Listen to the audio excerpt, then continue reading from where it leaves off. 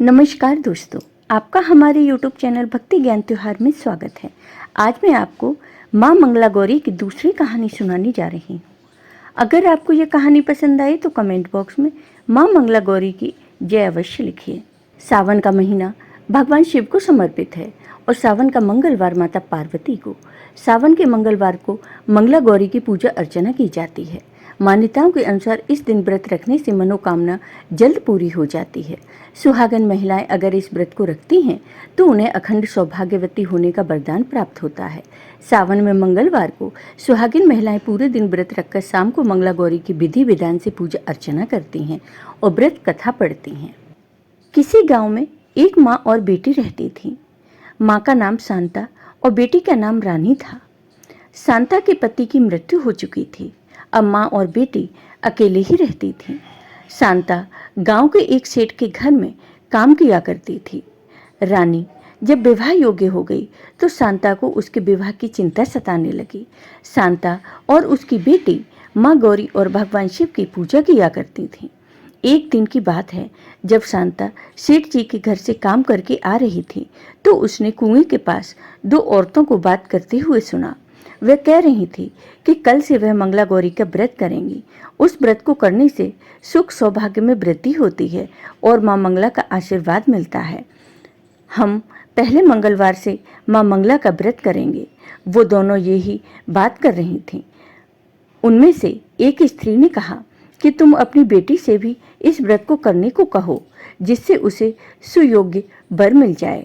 शांता ये सारी बातें सुन रही थी और उसने घर आकर सारी बातें अपनी बेटी को बताईं। तब बेटी ने कहा, माँ वो सब तो ठीक है, लेकिन शादी के लिए धन कहाँ से आएगा? अगर सुयोग वर मिल भी गया तो वह बिना धन लिए शादी नहीं करेगा। शांता बेटी की बातें सुनकर सोच में पड़ गई। फिर शांता ने कहा, बेटी जो होगा देखा जाएगा, सब भाग्य का लेखा है। तुम माँ गौरी को प्रसन्न करने के लिए मंगला गौरी का व्रत कर और मैं सावन के पहले सोमवार से ही भगवान शिव का व्रत करूंगी। भगवान शिव और माँ पार्वती हमारी मनोकामना जरूर पूरी करेंगे। माँ की बात मानकर रानी ने सावन के पहले मंगलवार को माँ मंगला गौरी का व्रत रखा और पूजा पाठ किया। अगले दिन शांता जब सेठ के घर से काम करके आ रही थी तब रास्ते में एक पीपल के पेड़ के पास पहुंची तो उसे जोर जोर से रोने की आवाज़ सुनाई दी। उसने देखा कि पीपल के पेड़ के पास एक बूढ़ी माँ बैठी रो रही थी। तो शांता उन बूढ़ी माँ के पास गई और कहा, माँ जी आप क्यों रो रही हैं? तब बूढ़ी माँ ने रोते हुए कहा, बेटी ये पेड़ जो तुम देख रही हो वह पीपल का पेड़ नहीं, मेरा बेटा है। यह सुनकर शांता को बहुत आश्चर्य हुआ कि ये पेड़ इन बूढ़ी माँ का बेटा कैसे हो सकता है।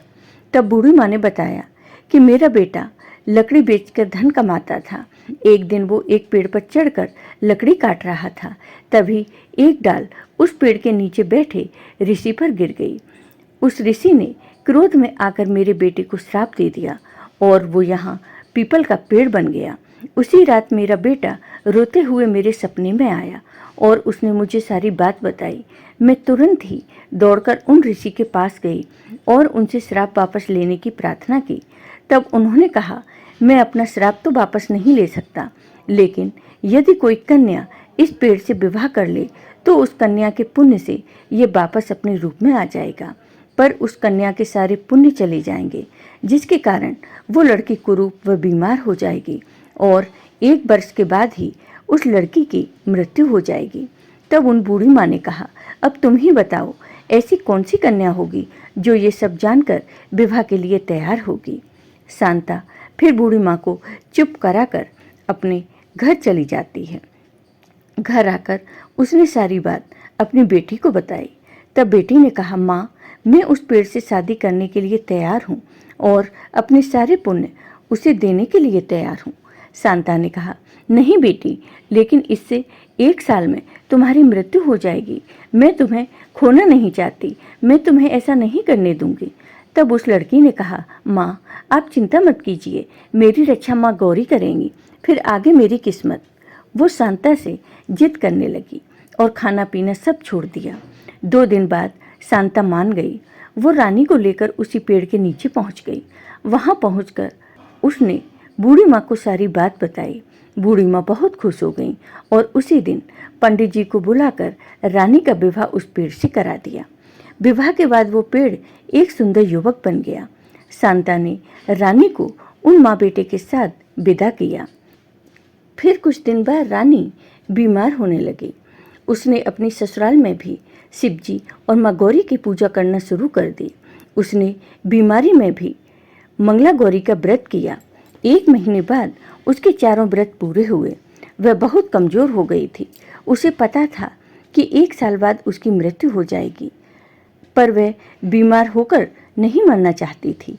इसलिए उसने सोचा जो मृत्यु 1 साल बाद आएगी वो अभी आ जाए। तो उसने अन्न जल छोड़कर भगवान शिव और माँ पार्वती की तपस्या शुरू कर दी। एक दिन रात को जब वह ओम नमः शिवाय का जाप कर रही थी, उसी समय माँ पार्वती ने प्रकट होकर उसे दर्शन दिए और कहा, बेटी, तुम अपने सारे कष्ट और चिंताओं को छोड़ दो। तुमने अपने सारे पुण्य अपने पति को देकर उसे श्राप मुक्त कराया है। तुम्हारी सच्ची भक्ति से मैं बहुत प्रसन्न हूँ। मैं तुम्हें अखंड सौभाग्यवती होने का वरदान देती हूँ। साथ ही तुम्हारे पुण्य कर्म फिर से तुम्हें मिल जाएंगे। अब से तुम्हारे और तुम्हारे परिवार पर सदा मेरी कृपा रहेगी। और ये कहकर माँ पार्वती अंतर्ध्यान हो गई। उनके जाने के बाद रानी पहले की तरह रूपवती हो गई और अपने परिवार के साथ खुशी खुशी रहने लगी। तो हे माँ मंगला गौरी, जैसे आपने रानी पर कृपा की, वैसे ही अपने सभी भक्तों पर अपनी कृपा सदा बनाए रखना। जय हो माँ मंगला गौरी की। आपको ये वीडियो पसंद आया हो तो कमेंट बॉक्स में कमेंट करके ज़रूर बताइए। साथ ही मेरे वीडियो को ज़्यादा से ज़्यादा शेयर करिए। धन्यवाद दोस्तों।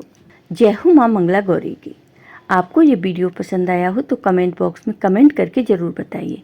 साथ ही मेरे वीडियो को ज़्यादा से ज़्यादा शेयर करिए। धन्यवाद दोस्तों।